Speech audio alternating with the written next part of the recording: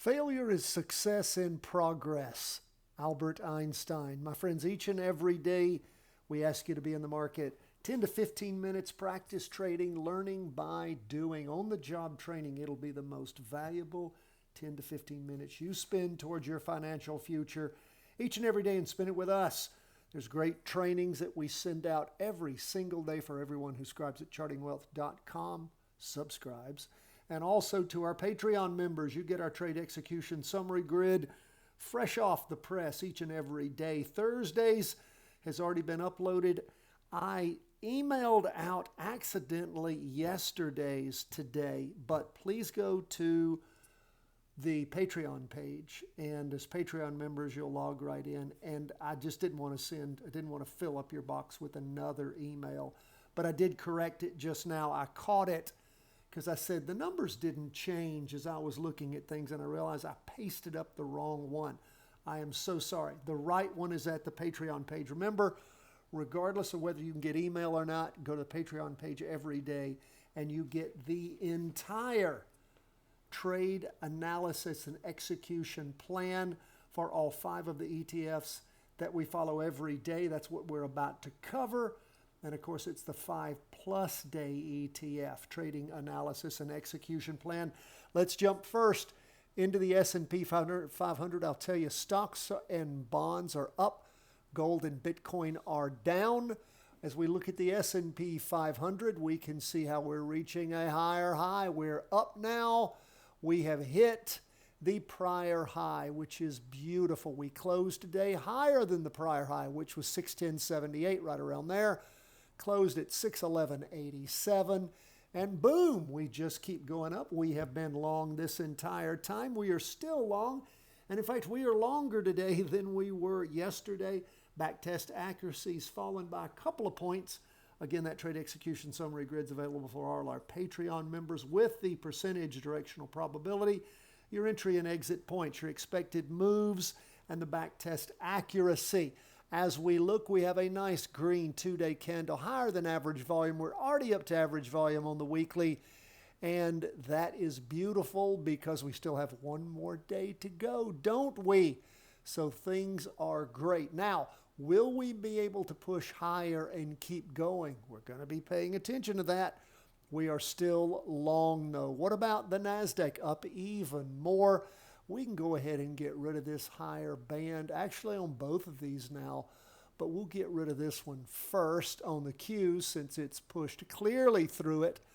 And of course, higher this week. Our high this week, 546.67, just beautiful, nice green up candle, already at average volume there too, above average volume on the 2-day.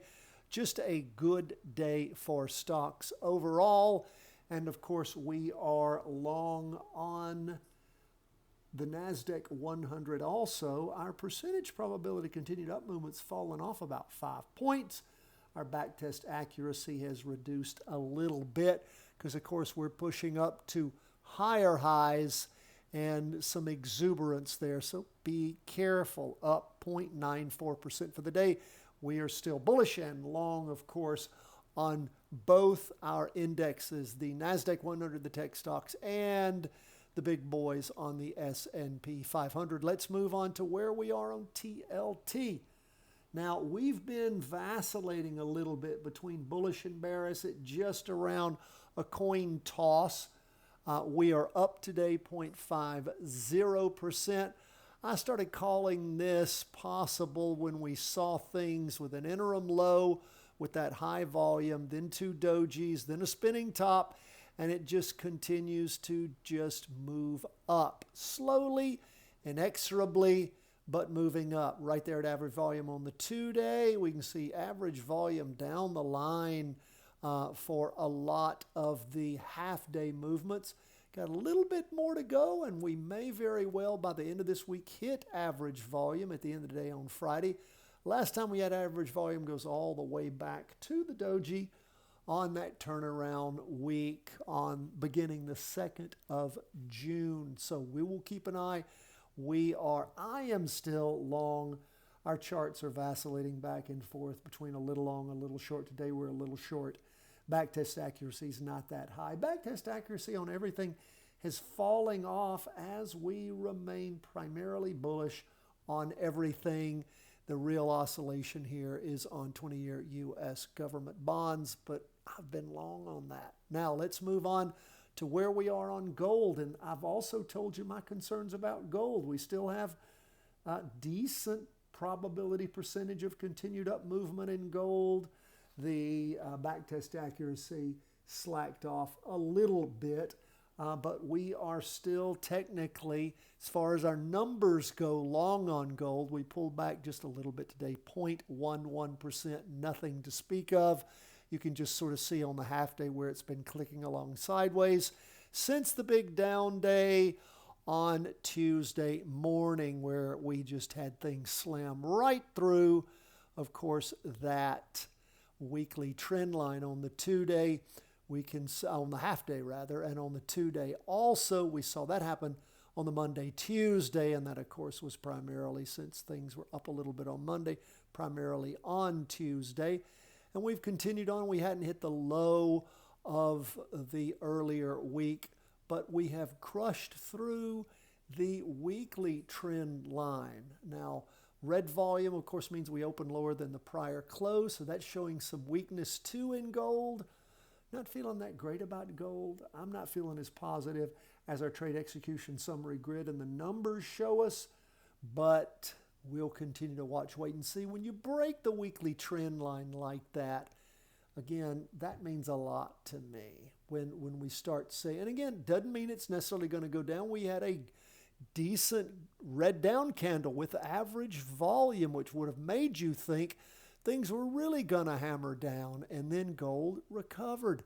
So we'll just keep the powder dry, pay attention, see what's going on. If you've ridden this up nicely so far, you don't have to be pulling out, although I many times will have taken my profit way before now with a red down candle. And if it resets and starts to go up again, you can always jump back in. But that is where we are on gold. Again, about flat for the day, down a little bit, 0.11%. What about Bitcoin? Where is it? Well, after the high of highs all the way back there in mid-May, things have been, not reaching that high yet, and over the last 2 weeks tracking down a little bit for the day, 0.16%. Technically, according to our charts, we are still a little bit bullish on Bitcoin. Not much of a backtest accuracy to back that up. But again, we've seen some potential profit taking as that really huge high of highs is being absorbed by the market. Maybe some people are taking some profits and all. Things are rolling back, potentially resetting. So we'll keep an eye on Bitcoin. That is where we are as we end the day on Thursday. We so appreciate all of you being with us. Of course, we always love to hear from you. CW@chartingwealth.com. You appreciate what we do. Become a Patreon supporter, because you will get fresh in your email each and every day and uploaded at the Patreon page our 5+ day ETF trading analysis and execution plan on the S&P 500, NASDAQ 100, 20-year bonds, gold, and Bitcoin. What could be better for your practice trading? God bless, my friends. All the best from the whole team at Charting Wealth.